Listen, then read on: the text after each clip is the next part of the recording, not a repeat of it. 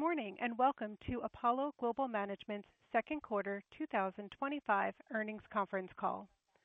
During today's discussion, all callers will be placed in listen-only mode, and following management's prepared remarks, the conference call will be opened for questions. Please limit yourself to one question, then rejoin the queue. This conference call is being recorded. This call may contain forward-looking statements and projections which do not guarantee future events or performance. Please refer to Apollo's most recent SEC filings for risk factors related to these statements. Apollo will be discussing certain non-GAAP measures on this call, which management believes are relevant in assessing the financial performance of the business. These non-GAAP measures are reconciled to GAAP figures in Apollo's earnings presentation, which is available on the company's website. Also note that nothing on this call constitutes an offer to sell or a solicitation of an offer to purchase an interest in any Apollo fund. I would now like to turn the call over to Noah Gunn, Global Head of Investor Relations. Great. Thanks, operator, and welcome again to our call this morning. As usual, I am joined by Marc Rowan, CEO, Jim Zelter, President, and Martin Kelly, CFO. Earlier this morning, we published our earnings release and financial supplement on the investor relations portion of our website. For those who tuned in early and enjoyed our pregame hold music, we played a blues track called Take Out Some Insurance by Jimmy Reed. However, no insurance was necessary to protect against our performance this quarter, as the results are simply outstanding. Strong execution like this is only made possible because of the tremendous efforts of our global team. We're all excited to discuss in further detail, so I'll now pass it over to Marc. Thanks, Noah. Appreciated, and good morning to all. And again, thank you for your interest in spending time with us. As Noah suggested, second quarter was in fact very strong. Just to give the basic metrics, record FRE, $627 million, 22% year over year, management fee growth, 21% year over year, record ACS fees of $216. With respect to SRE, $821 million, with most of the metrics we care about in the right place. And both Martin and I will discuss that. What makes this possible? It's always about team, but if I dissect the business and really talk about what's going on here, the power of what we do from origination was really on full display. $81 billion originated from our platforms and our business in the quarter. That excludes inorganic. With inorganic, it would be in the 90s. Spread over treasuries, 350 basis points. Jim will spend some time talking about the quality of origination. Buying something or originating something is not the secret here. Buying something that has excess return per unit of risk is actually what creates value in our business. Robust inflows, some $61 billion across the firm, record AUM, $840 billion. The flywheel of what we do of originating, raising capital, deploying was really in full force for the quarter. The business was strong, and the business is getting stronger, and Martin will detail that and some expectations for the rest of the year. In terms of first dealing with asset management, what matters in asset management is ultimately performance. All buckets of our credit business, the largest of our business, performed the way they should. Whether you were core credit or opportunistic credit, between 9 and 12% over latest 12 months, 2 and 3% quarter over quarter. A couple of things that I would call out. ADS, 9% plus annual return since inception, 2.3% in the quarter, now exceeds $20 billion in size. What's interesting in that for me is that it shows that you can grow a business and scale a business while adhering to the principles that we espouse in our investment business. Top of the capital structure, large company, lower leverage, no PIK. We can do this safely by originating the right risk and not trying to grow the business faster than it needs to grow. At $20 billion, the team there is doing a great job and more to come. Performance without reaching, performance without trying to just grow AUM is really how we think about success in this business. In the equity business, starting with private equity business, Fund 10 continues to perform well. Net IRR as of the end of the quarter, 23%. DPI 0.2 versus on average 0 for the rest of the industry. Fund 9, net IRR of 16.6 DPI versus 0.3 for the rest of the industry. Since inception, 39 gross, 24 net over 3 decades. alpha on the buy, alpha on the build, and alpha on the exit. This is not a complex business, but it is a disciplined business that requires tremendous execution. Sometimes trends work for you. Sometimes the IPO window is open or it's closed. Sometimes the debt market is open or it's closed. If you have a fundamental view of value and how to execute over a very long period of time, you can produce outsized returns. And that's what we've shown in our private equity business. Hybrid, 17% across our franchise, latest 12 months, $75 billion as of the end of the quarter, with $7 billion raised year to date. On a percentage basis, as you know from our 5-year plan, we expect this to be our fastest growing business segment. To give you a sense of our flagship vehicle, AAA, Apollo Aligned Alternatives in the hybrid segment, we are closing in first 11.1% latest 12 months, 2.6% in the quarter, with a fraction of the volatility of public equity markets. This is what the team is supposed to do: deliver better than equity market long-term performance with a fraction of the volatility. The reward for doing that is investor confidence. This vehicle will likely surpass $25 billion at year-end. Fundraising is strong, particularly in the institutional channel, which now for this quarter exceeds the retail channel, which is a surprise for us as institutions begin really exploring the notion of equity replacement, something happening much earlier than we thought it was going to happen. The reward for good performance is strong inflows, better than $40 billion just in the asset management business in the quarter. Jim will take you through that, but the strength was across both institutional and the wealth business, and we continue to remain very well positioned with $72 billion of dry powder. Moving now to retirement services, we continue to observe very significant demand for retirement services product. The annuity market is a multiple of the size it was just a few years ago. Higher base rates certainly play a factor in that, but we expect demographics to contribute to a permanently higher level of retirement services product need on the part of consumers. And it is our job, as I have suggested, not just to provide them with the product set that exists, but to anticipate where the product set might go. The challenge in front of the management team is to take the success they've had in the base business and really shake up the industry and have new products account for a very, very significant portion of their inflow over time. 21 billion of inflows in the second quarter, second strongest organic quarter. We have a choice, given our size, scale, credit rating, and breadth of distribution as to how to originate. We can originate in any one of a number of markets. In this particular market, fixed annuity, or I should say funding agreement, was a very strong contributor in the quarter. In other quarters, other products will be a very strong contributor. Our job is to both serve the market demand as well as earn adequate spread for our equity investors and for ourselves. When we run this business for long-term profitability, it is supported with not just our capital, but with outside capital. It allows us to retain capital. It allows us to earn high returns. Ultimately, in this industry, to grow and to get to scale, you need to produce reasonable rates of return. In our case, we produce those reasonable rates of return while allowing the asset manager to garner a market standard asset management fee. That is not the case with lots of people who are trying to enter this business, where asset management fees are supplementing what they're doing. We continue to see an interesting spread environment after a brief respite following the initial tariff announcement where spreads widened out. We've seen spreads really contract.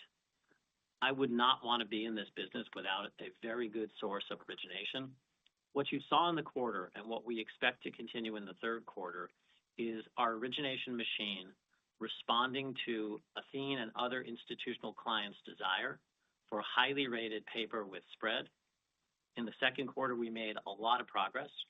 While things available to others in the public markets and in near adjacent markets like CLOs tightened extraordinarily, we were able to keep spreads where we needed them and to earn the returns we needed them by originating the kind of paper that very few, if any, have access to. The pipeline for the third quarter looks equally as good. We had projected some 70 plus billion of new inflows for the year for Athene. We're in the 40s already. Whether we choose to exceed that or choose not to exceed it will depend on our ability to earn spread. Third quarter looks good, but we'll wait and see as we go, and Martin will have more commentary as to what he expects from an SRE development for the rest of the year. One other thing that I think is worth noting is just again to go through the levers of profitability in the retirement services business. There is obviously the ability to earn spread on assets, mostly investment grade assets. There is the ability to raise liabilities that have both good term structures, protection, but are also relatively low cost. But the thing we often overlook is the cost of doing business. In a spread-based business, the cost of doing business is a direct subtraction from your profitability. The numbers this quarter were nothing short of extraordinary. Athene's cost of doing business this quarter was some 16 basis points. That is half of the amount of some of our larger publicly traded competitors and probably a third the amount of some of the new entrants in this business. Imagine trying to run this business without a great source of liabilities, without a great source of assets, and without a low cost structure. You can imagine it would be very difficult. One of the other trends that you will see us address over the quarter is the quality of origination and where that origination comes from.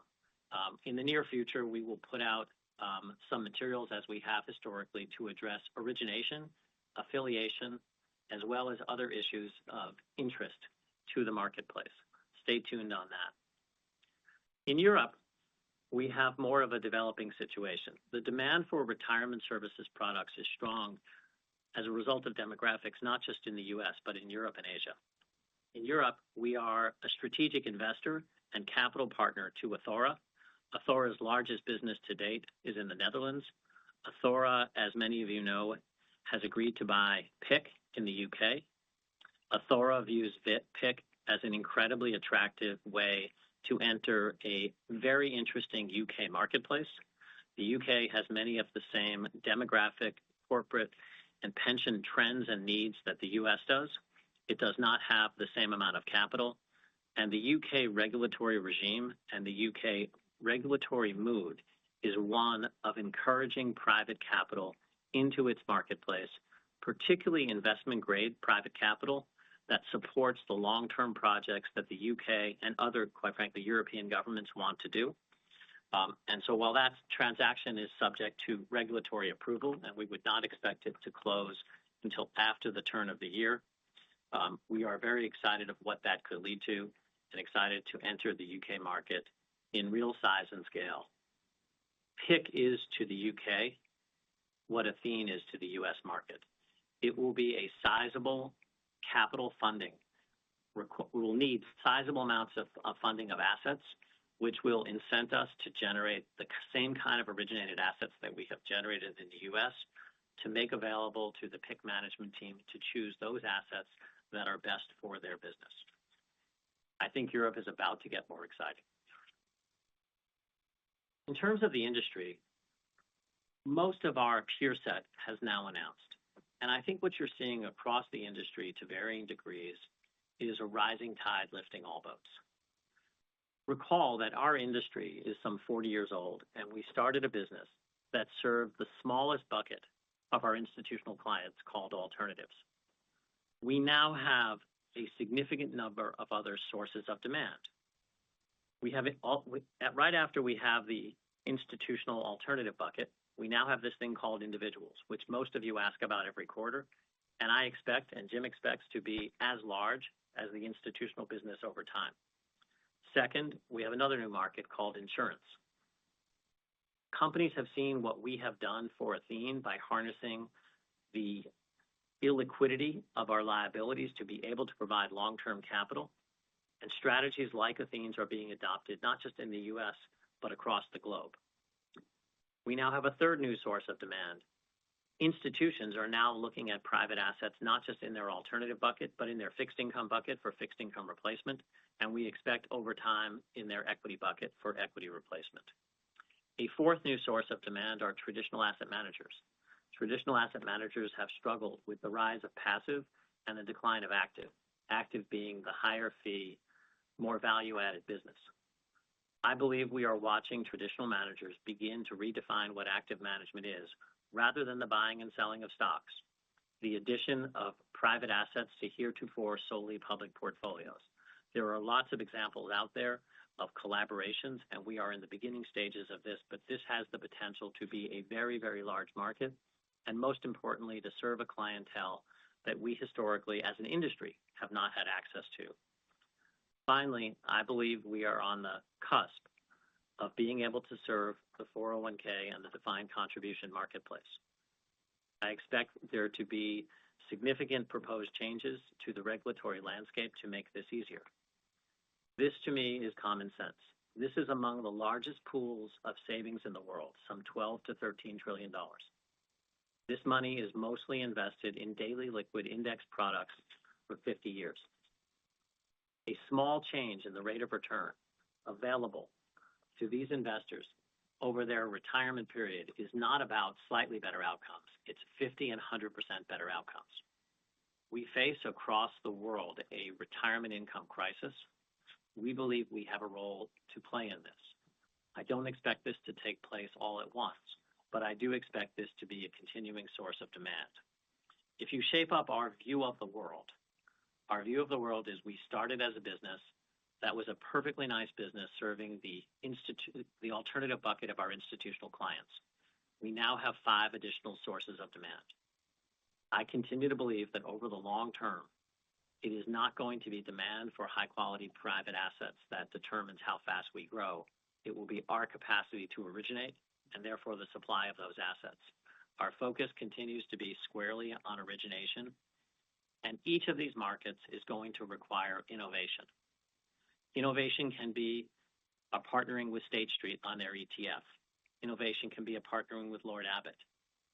Innovation can take place in target date funds, can take place with Empower, it can take place with other providers of retirement products. Innovation can take place in stable coins.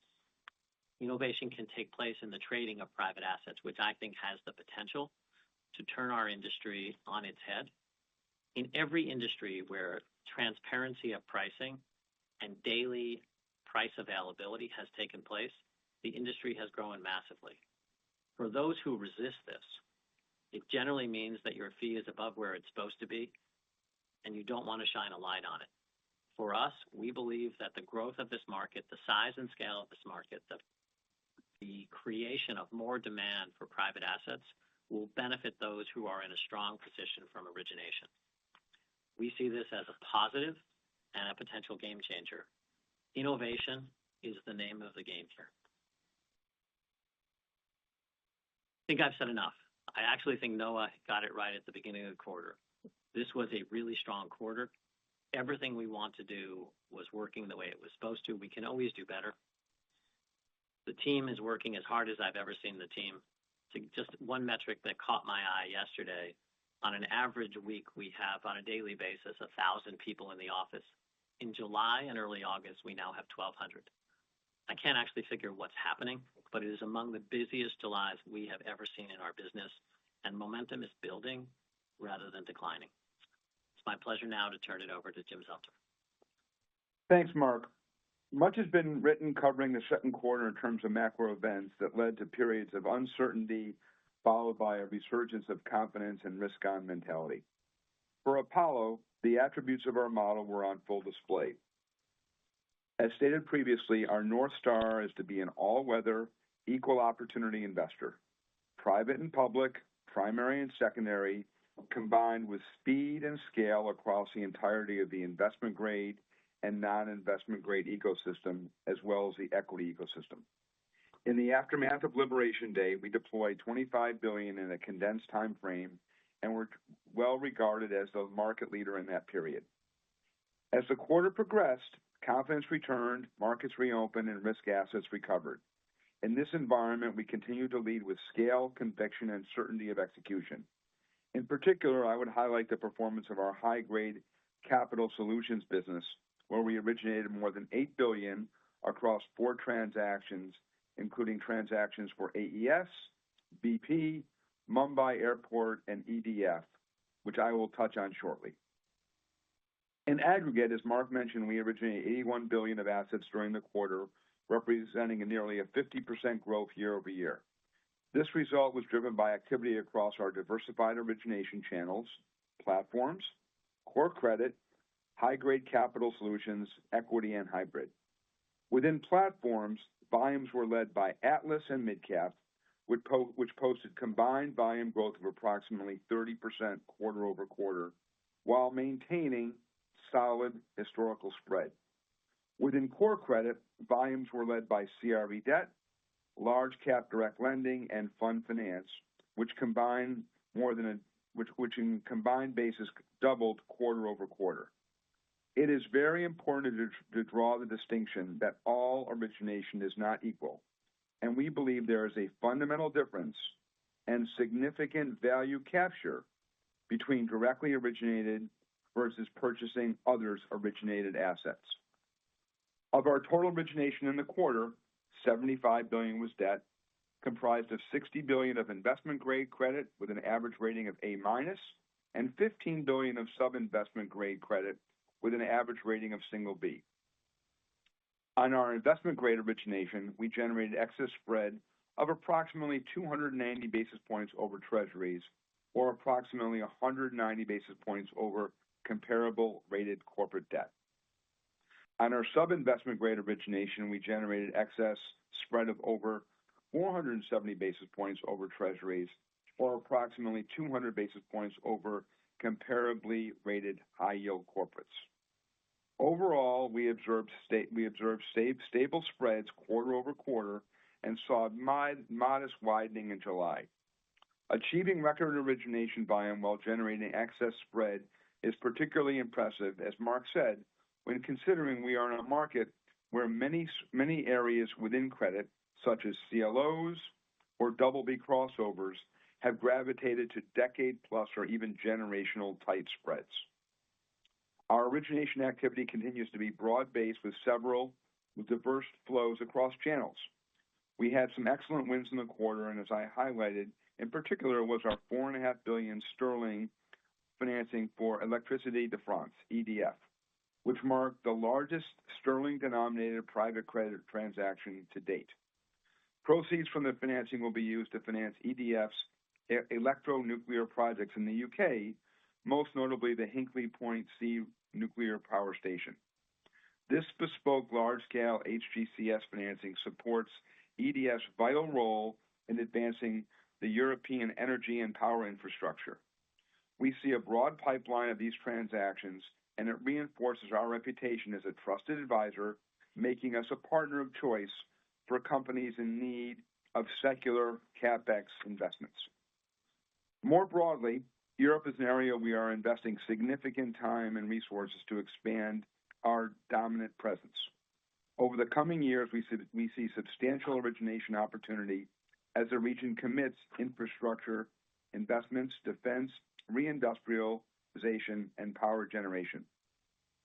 In Germany, which I visited 3 times during the quarter, we have made a significant commitment to support the country's growth initiatives and have committed to deploy over $100 billion over the next decade. We see a large direct lending opportunity as well, given over 90% of the firms with revenue greater than $100 million are still private. We also see a major opportunity in the asset-based finance strategy, particularly if meaningful securitization reform takes place, which we saw in the beginning of the quarter. For context, the U.S. is a $30 trillion economy with a $15 trillion securitization market, compared to Europe's $24 trillion economy with just a $500 billion total securitization market. Within our sustainability and infrastructure business, it's worth noting that we have now deployed nearly $60 billion into energy transition and decarbonization opportunities since 2022, surpassing our previously 5-year goal of $50 billion, nearly 2 years ahead of schedule. Given the unprecedented CapEx needs, it is clear there's an outsized demand for long-term, flexible capital where our Apollo franchise is at the forefront. I would specifically highlight the opportunity we see in financing AI infra projects. To facilitate the pace of growth, research and estimates suggest nearly $3 trillion of investment will be required by the end of the decade, with $1.5 trillion of external funding needed to support that activity. Within this $1.5 trillion financing gap, there's nearly an $800 billion opportunity for private credit led by asset-based finance. And we believe we are particularly well suited to serve this market given our expansive, long-dated capital base in terms of creativity and flexibility. An emerging aspect of our origination effort continues to be our bank partnerships. We've worked collaboratively with many of the banks to drive capital formation and unlock differentiated sourcing.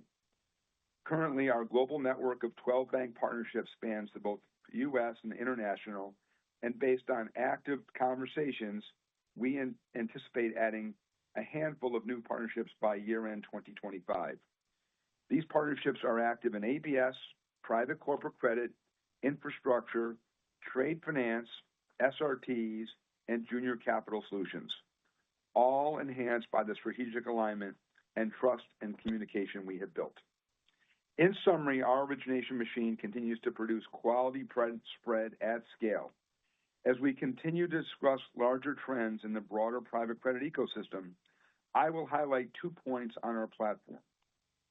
First, as we have brought together our toolbox to global sponsors in the private equity ecosystem, our direct lending share in the sponsor marketplace has dramatically increased.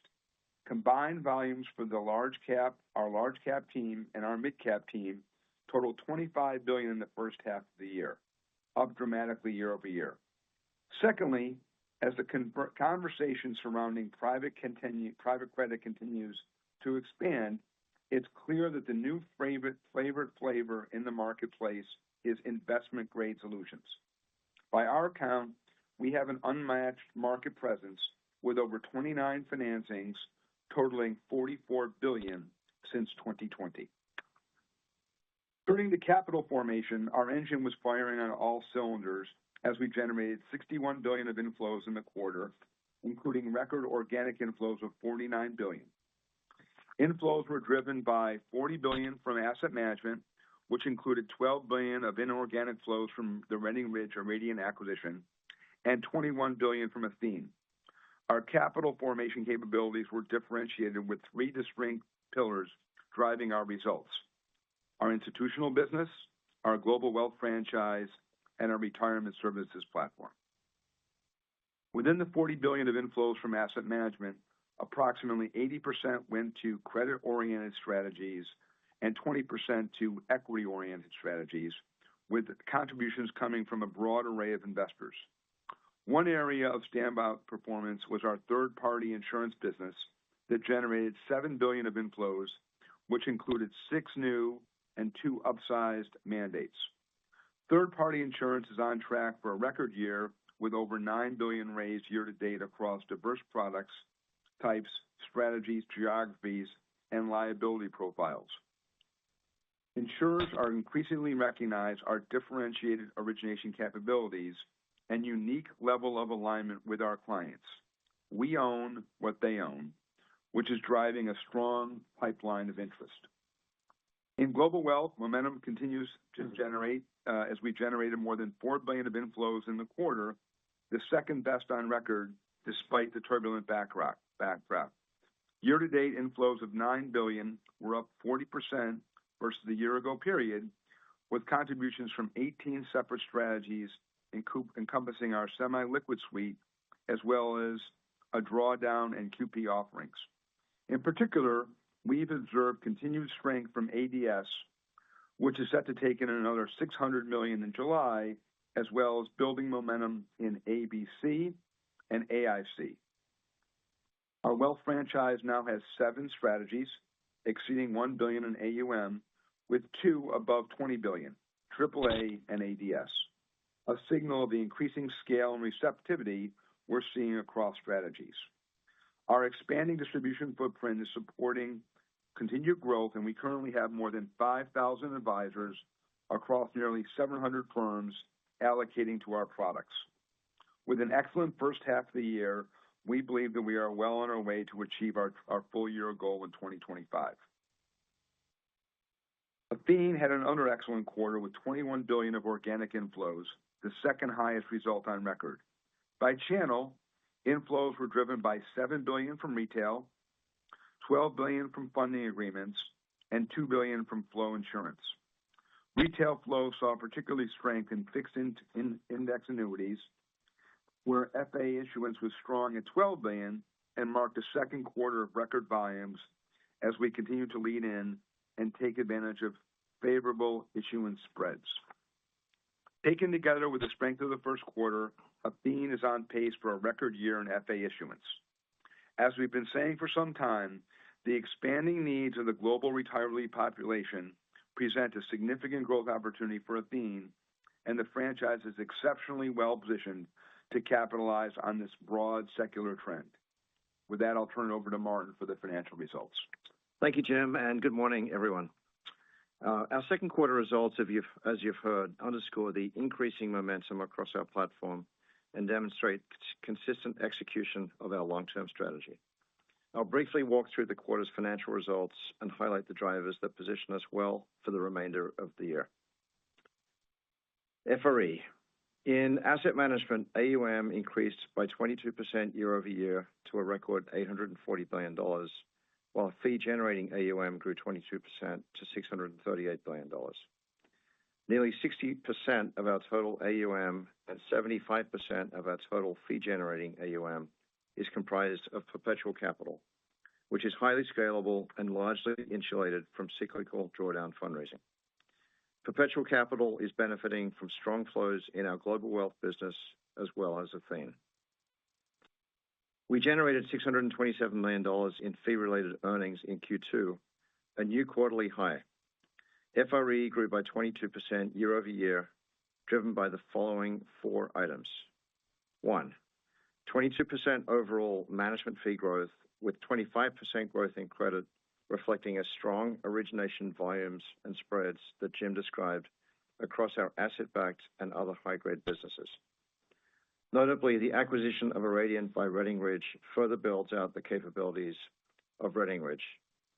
While this contributed to AUM, it did not contribute to growth in fee-paying AUM or management fee growth in any meaningful way. With respect to equity, S3 has contributed catch-up fees for the last 3 quarters, including approximately $15 million in Q2, as we closed out a very successful $5.5 billion fundraise. 2, we generated record capital solutions fees, as you've heard, of $216 million, which exceeded our prior peak in Q2 of 24. The quarter's fee activity comprised approximately 100 discrete transactions, supported by the breadth of our origination and portfolio activity. 3, fee revenue growth also included 21% year-over-year growth in fee-related performance fees, reflecting the ongoing scaling of our semi-liquid product suite led by ADS. And 4, fee-related expenses grew by 13% year-over-year as we balance continued investment in our growth priorities with increasing efficiency throughout the business. The increase in compensation expense in the quarter reflects an accelerated pace of hiring activity in the first half that we expect to moderate in the back half. With 17% fee-related revenue growth and 13% cost growth, we generated approximately 200 basis points of FRE margin expansion year over year for the quarter and for the first half. We remain confident in our ability to drive higher margins over time as we execute our business plan and achieve greater scale. For the balance of 2025, with the momentum that is evident across all the metrics that are relevant, we are tracking to the higher end of our 15 to 20% FRE guide in a non-flagship PE fundraising year. SRE. Moving to retirement services, Q2 delivered another strong organic growth quarter with $21 billion of inflows, our second highest on record. Athene's net invested assets grew by 18% year over year to $275 billion.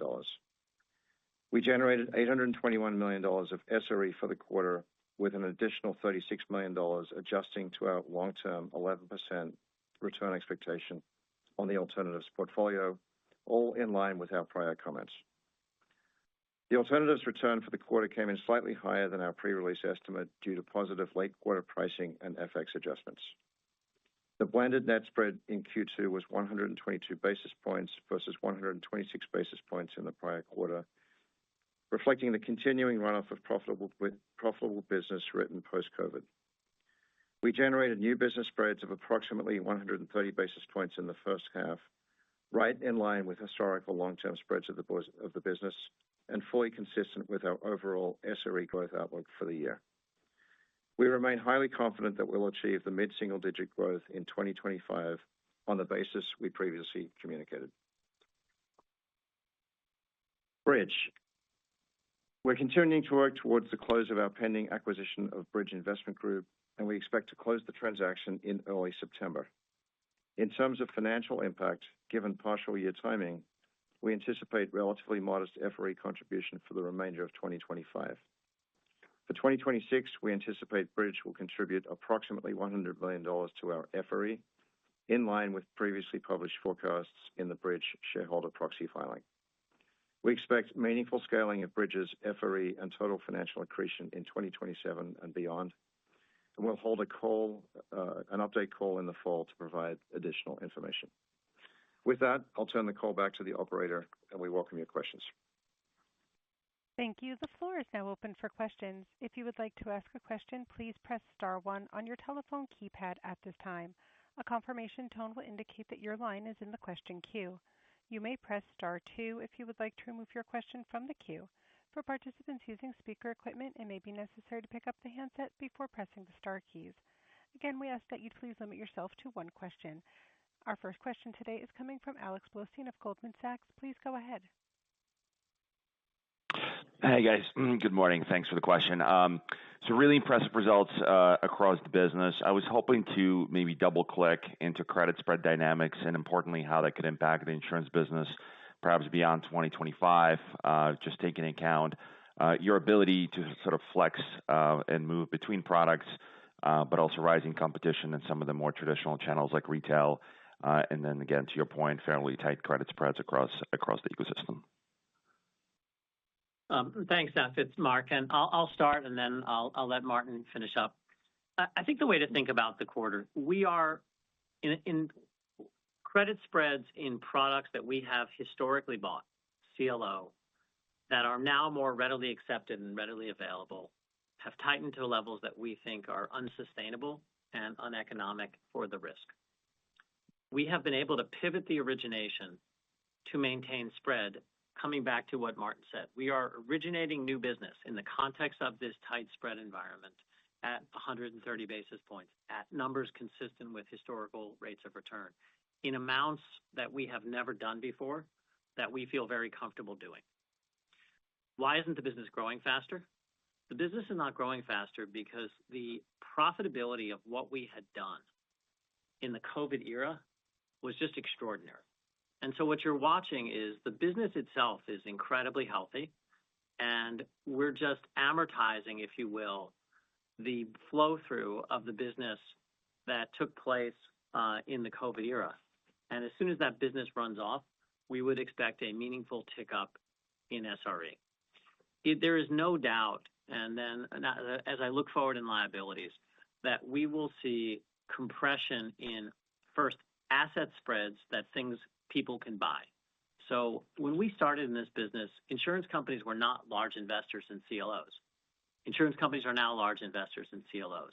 The business, while private and originated, is commoditized.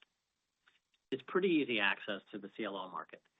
It is our job to pivot to products that are not easy access, and that's what we're doing, and that's what you saw in the quarter, and Jim cited it in some of the platforms and some of the high-grade alpha deals. The same thing is likely to happen on the liability side of the business. On the liability side of the business, things that people can do just by showing up, moving annuities or other sorts of MYGAs through the broker channel, which does not require all that much sophistication or a high credit rating, are going to become commoditized. It is our job to take a significant portion of our origination into new markets. You know from my previous comments that in our industry, we have not seen a tremendous amount of innovation take place. What we have done as the most innovative is we have simply optimized everything that existed when we started the company. The next phase of growth for this business is to create. You will begin to see in the beginning of 26 creation, new products, new ways of delivering the business, new uses for spread. And so I look at the business as incredibly healthy. It's been a little more difficult to forecast the flow through and the burn off because business burned off faster given the spread compression than we wanted, which is on the one hand negative for the current quarters, but better for future quarters because more of it burned off. Having said that, I see no reason to in any way deviate from our long-term projection of where we think the business is going. And I'll turn it over to Martin. Yeah, the only thing I'd add is obviously it's a very dynamic and fluid environment. Q1 market spreads were historically tight, and we spoke about that on the call. I spoke about our investing spreads for the year, for the half, at 130 basis points. It was wider than that in Q2. It was inside that in Q1, and then in the month of July, we've seen it wider than that. So, the setup for us, as far as we can tell right now, looks promising, and so we're managing that in view of the existing portfolio that Mark mentioned. So, we're clearly focused on 10% through cycle growth. That remains our objective here, and we're managing that through a environment which is dynamic. So we'll provide a more specific update on 2026 as we get closer to the end of this year. But I think we are running the business very well. We're originating liabilities in the right channels well, and we are able to access origination that's very favorable to us, and that's coming through in the new asset spreads that we're speaking to. Thank you. The next question is coming from Patrick Davitt of Autonomous Research. Please go ahead. Hey, good morning. Thanks for all that. My question is actually on Athora PIC. I understand there's still a lot of regulatory hoops to jump through, so it might be tough to give specifics, but is there any color you can give on potential FRE impacts or even the Athora valuation impact on Athene's balance sheet when that closes next year? Thank you. I think your preface kind of sums it up. It is early, and there are still a number of regulatory hurdles. What I will say is we expect this transaction, should it close, to be accretive to Athora's valuation and over time to be accretive to FRE. The scale of PIC relative to the UK market is the scale of Athene relative to the US market. And I'm going to speak about it in strategy terms rather than numbers, which I know you will find unsatisfying, but it's where we are. We have a massive need for assets in the US as a result of Athene. That has incented us to create massive amounts of origination. And since we are a diversified investor, that origination that we create, a portion of it goes to Athene, but a portion of it builds our third-party business, which is aligned with us. We have not heretofore had an incentive to massively create pound-denominated assets.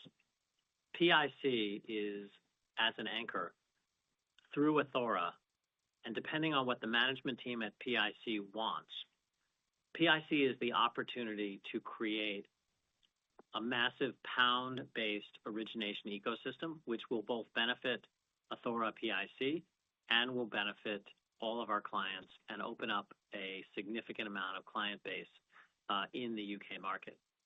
And similarly, as you know, we have a euro-based funding, which is not as large as we had hoped it to be, but still quite large in the scheme of the continent. And it is our job, consistent with some of Jim's remarks about the attractiveness of Europe, and I think what you'll see from us over the coming quarters is to significantly build our requirements for euro-denominated liabilities.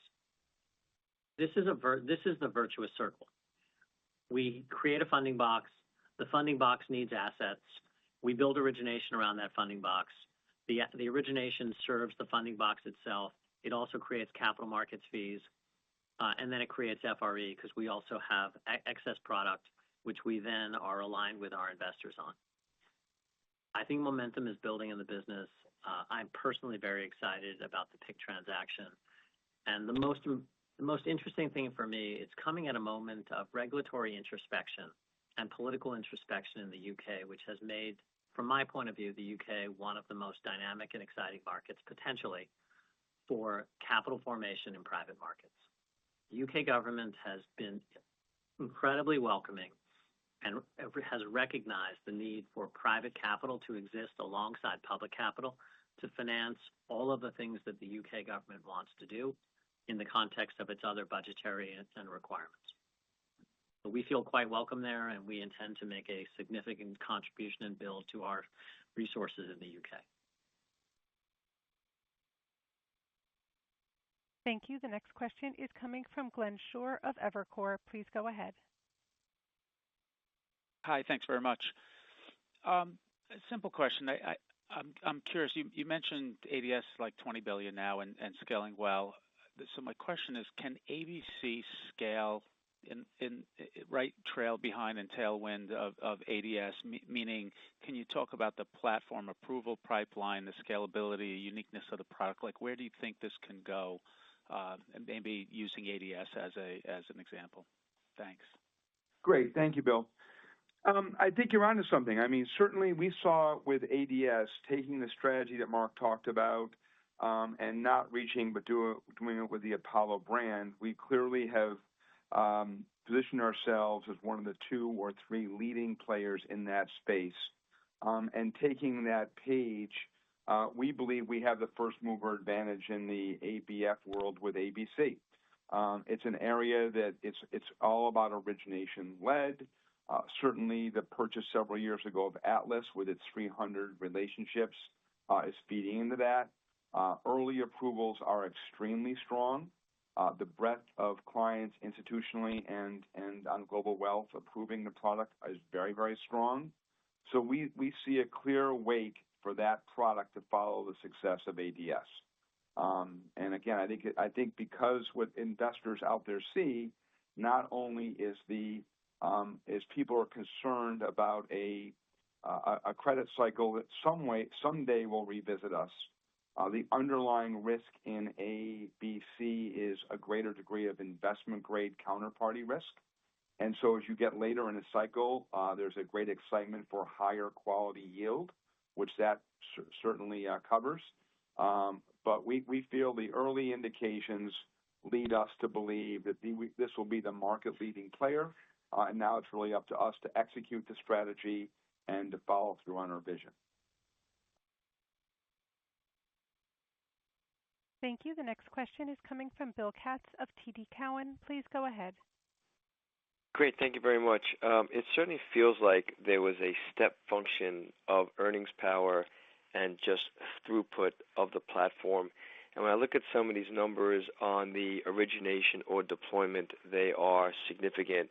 And I'm sort of curious, what has changed in the last couple of quarters here? Is it just the breadth of clients that you're working for? Is it the capacity at the origination platform? Because it seems like not only are they sustainable, but they're sort of accelerating. I'm just trying to understand what the incremental driver has been. Thank you. Sure. I think what you're seeing, and it's a correct insight, is just the power of the ecosystem. What Mark talked about in the CLO business, which was a black art 20 years ago, and now has become commoditized to some degree, and we're still a very large player in it, but it fits a different role.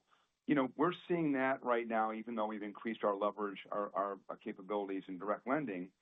Any one product can become commoditization, but if you deliver the entirety of the toolbox to either corporates, to finance companies, to financial sponsors, we're finding the power of that integrated toolbox is compelling. 24 months ago, we brought all of our origination globally under leadership of Chris Edson. Certainly, there's many, many folks that contribute to that. But when we see delivering the consolidated toolbox and where you may get a product from a U.S. or a European financial sponsor, it may be a direct lending product, but it also may be an inventory finance. It may be fund finance. It may be a CLO issuance. So the crossover impact is dramatic. And, from our perspective, that is the ability for us to really accelerate the platform and that flywheel that Mark talked about.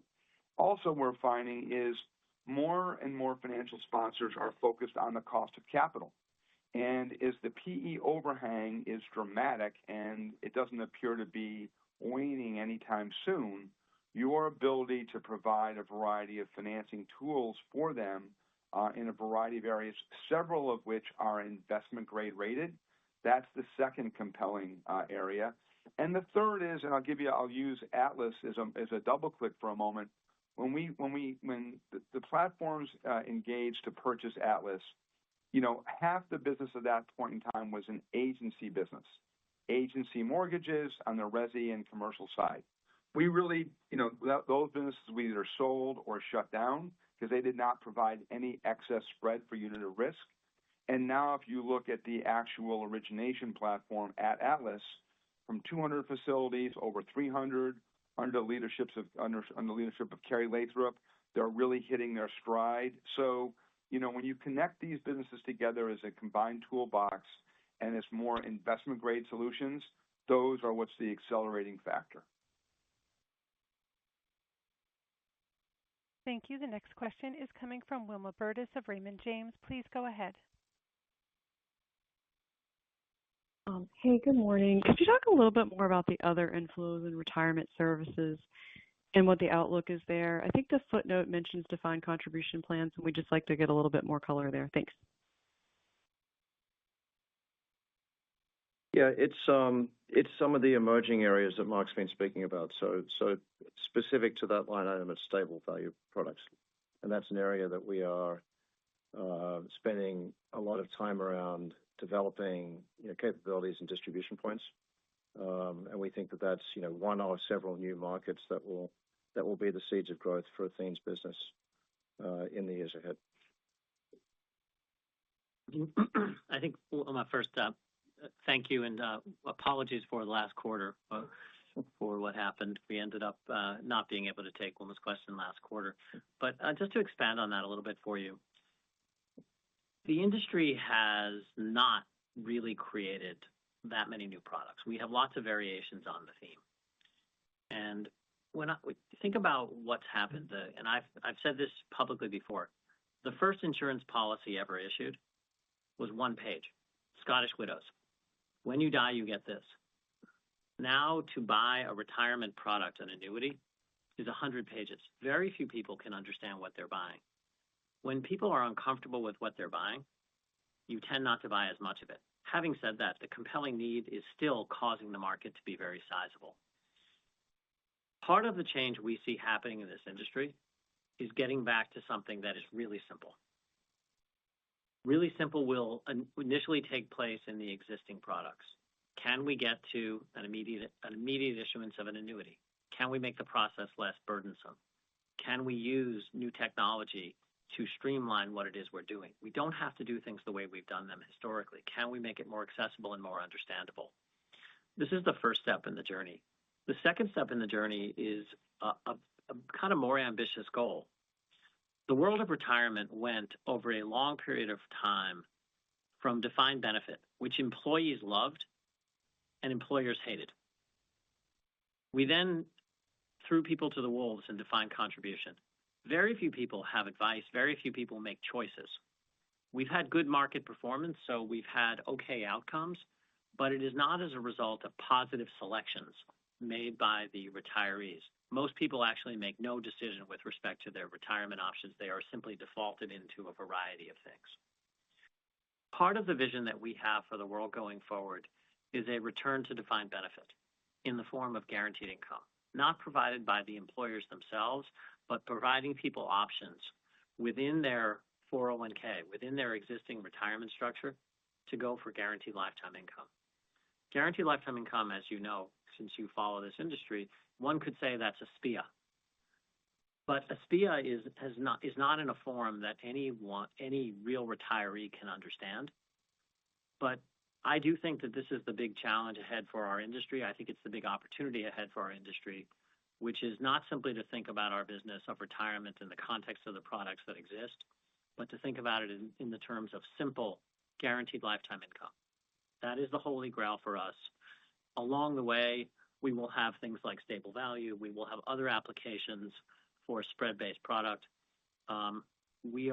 Grant and Jim and LJ and the team are pushing really hard to have new products make up a significant portion of the originations on an ongoing basis. I want more choices, and we should want more choices than the 4 choices we have, because some of the markets will get commoditized.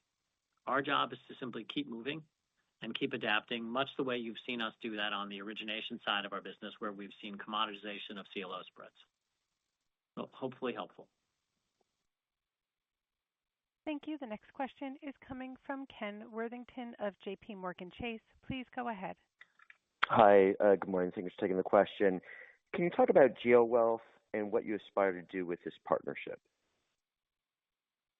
Yeah, I think, like Mark just described, our whole goal is to continue to innovate on a journey that we don't know the exact destination, but we understand the objectives. And, there's no doubt that the technology application of these types of TAMP managers, that skill set and that technology that allows us to deliver a product set with information, with transparency, with clear information, and this is in the past, documentation and technology were barriers. We're looking at this to be part of the successful journey that arms us with the tools to be able to be more client-friendly, more client transparency, more information education. So, we have a vision on where the journey's taking us. We don't have the exact destination, in our crosshairs, but we want to arm ourselves with, we believe in open architecture. We believe in the application of technology and education, and all of these things help us along that journey. Thank you. The next question is coming from Ben Budish of Barclays. Please go ahead. Hi, good morning, and thank you for taking the question. Just wanted to follow up on the answer to Alex's question at the beginning of the Q&A session. Just trying to, maybe you could help us understand a little bit better the shape of what we might see as the sort of, during COVID business runs off. What's the expected timing there? What was the average duration of the liabilities you were writing?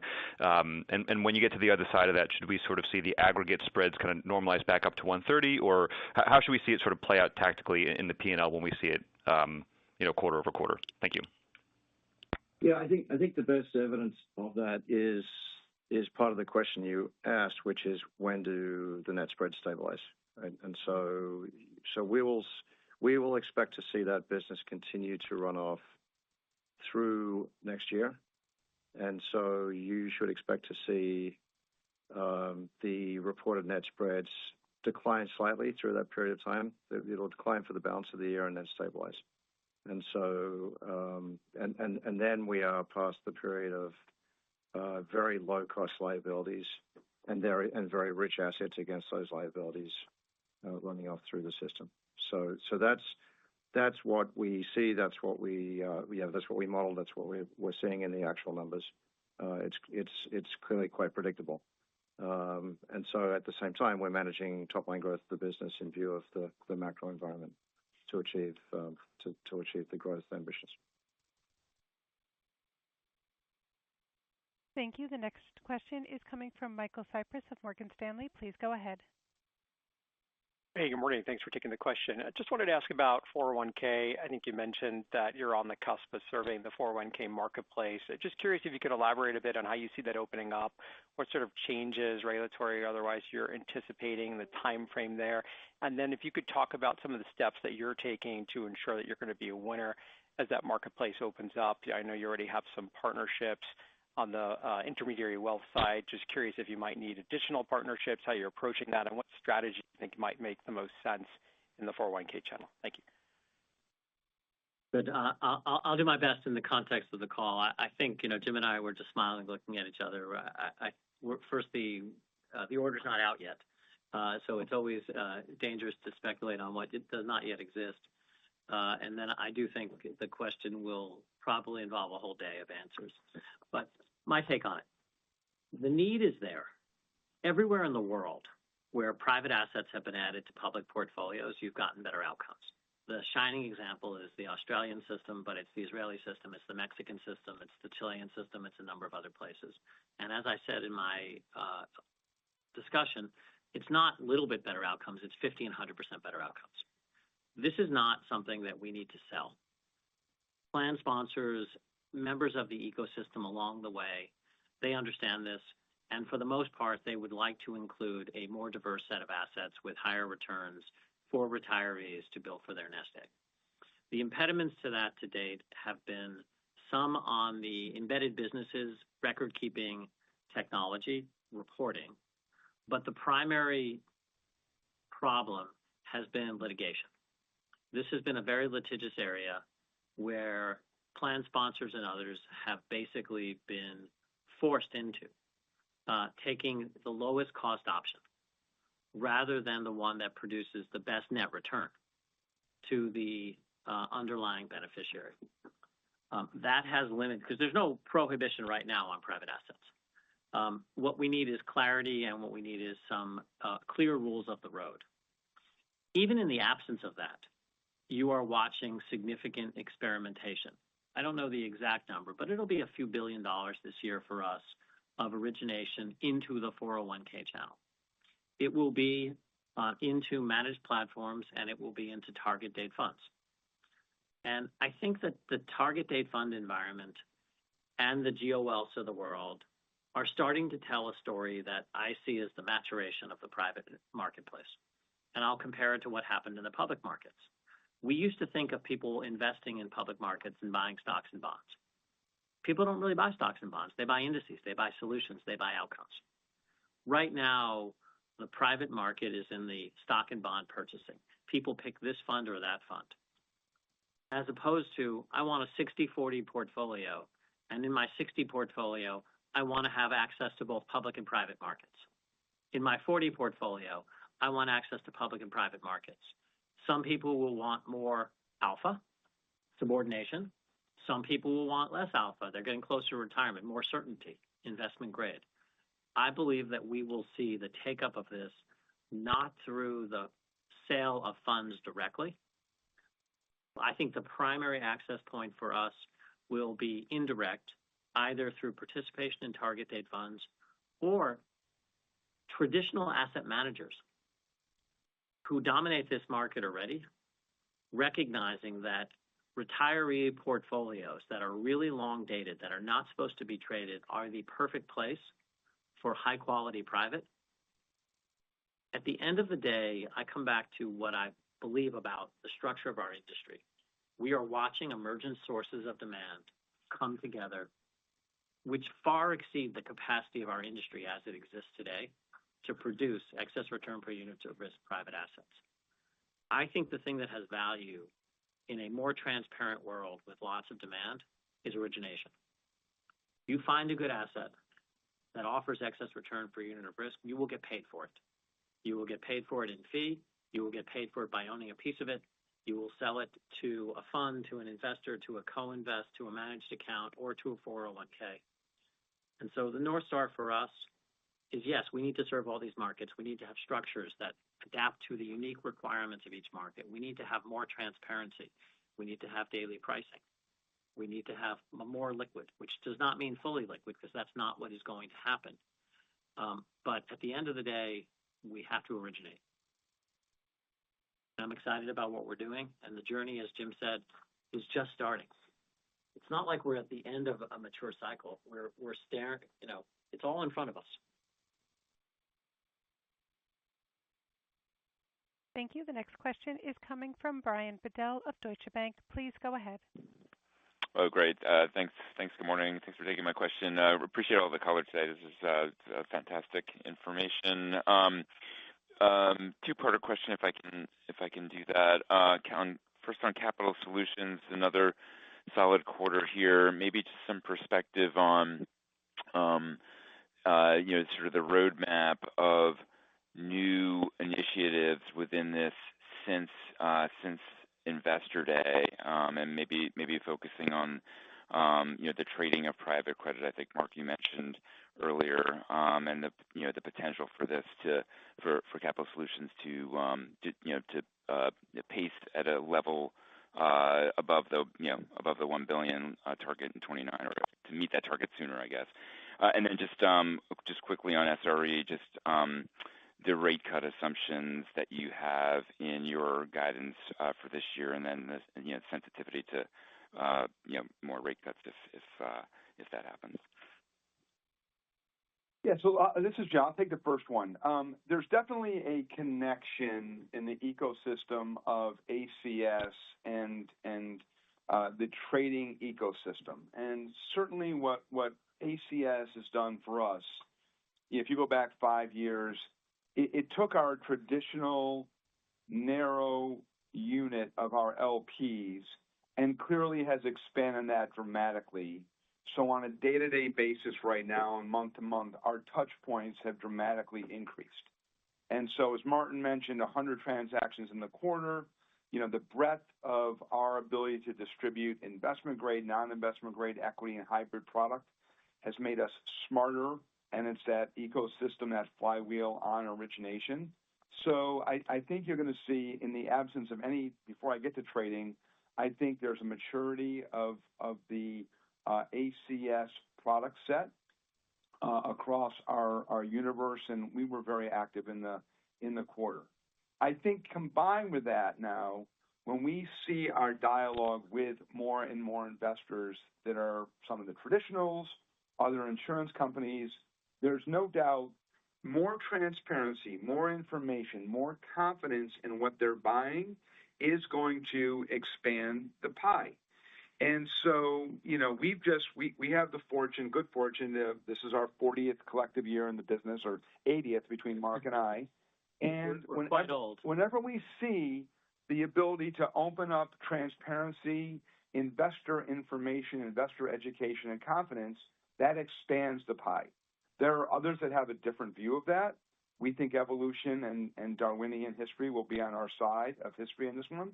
And, I can't tell you exactly how it's going to occur, but when I see the conversations regarding stable coins, and when you think about the tokenization that's occurred in our funds in a very meaningful way, in a narrow band, but not yet really impacted broadly, we just feel this whole area of trading and liquidity and provisions of liquidity to clients will expand that ecosystem.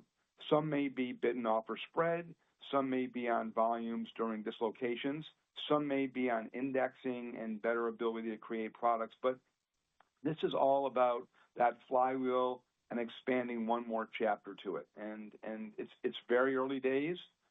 We're having great success, but the broader impact will be felt in 12 to 24 months. I think on the SRE we'll follow up offline because we have 2 more questions, and the call has been among our longest calls. So next up. Thank you. The next question is coming from John Barnidge of Piper Sandler. Please go ahead. Thank you very much for the opportunity and congrats on the results. My question is around realizations. They've remained muted and below historic levels. With markets activity beginning to pick up broadly, are you expecting an inflection point later this year, or do you think it'll be more next? Thank you. Well, in our portfolio, as Mark mentioned, we have in the key industry, Fund 9 has 0.7 DPI versus an industry of 0.2, and we're early days on Fund 10, 0.2 versus 0. So we're ahead of the pack, although it's not at our level of expectations. I do believe you will see greater monetizations as the risk appetite for the marketplace continues to expand. We stay at these levels. But I do think the broader solutions as an industry to how to solve the PE overhang of monetizations is not just going to occur because of what happens in the IPO market. I think other tools and products will be created. It's a longer conversation, but I don't think it's just an IPO story. I think there's a broader market structure issue and opportunity. Let me just tell on that. Our peer group have gone before in prior calls have been relatively optimistic on the realization cycle. I hope they're right. I don't think the realization cycle is unique to any one firm. I think in this case, it applies across the board. I think what we have going for us is a differentiated strategy, which does not always mean the right strategy, it just means a different strategy. We are a purchase price matters firm. You can like that, you can not like it, but our investors ultimately allocate to us because we provide a differentiated sort of risk across their portfolio. When you buy something at a reasonable price, you have more options on exit than when you have to get top tick because you paid a high multiple and you need to grow into it. We have been successful in cash flowing our investments. We have been successful in taking them public, even if below evaluations we want, because we simply had a purchase price matters mentality. It's why the net gross in Funds 9 and Fund 10 and the DPI is ahead of it. But I heard the optimism. I hope they're right. If it happens, we're going to be the beneficiary of that. If it doesn't happen, we're going to continue to do what we do. Thank you. Our next question is coming from Kyle Voigt of KBW. Please go ahead. Thanks for taking the question. So in your prepared remarks, you noted you expected continued strong growth for AAA, but also highlighted institutional fundraising there, and that institutions are now reevaluating the idea of equity replacement and doing so sooner than you previously thought. Was wondering if you could just expand upon some of those conversations you're having with LPs on that front. How has that changed more recently, and whether you think you're potentially at an inflection point there? So we closed the quarter, Martin will correct me if I'm wrong, north of $23 billion. We'll close the year north of $25 billion. When we conceived of this product, we conceived of the product in partnership with our global wealth counterparts, and we conceived of the product as a retail product. This was a way for the high net worth investor to access a diversified portfolio in a fully aligned fashion with relatively low fees and get broad participation in private markets, excess return per unit of risk, good returns, 12 and change a lifetime to date with a fraction of the vol of the S&P. We went to market, and yes, we did penetrate and have continued to penetrate the retail market. The surprise to us, which is always fun in our business, is the institutional need and institutional demand for the product. An institution that wants a fully diversified portfolio by vintage, by type, by structure, by industry, can actually sit side by side with us in a fully aligned fashion.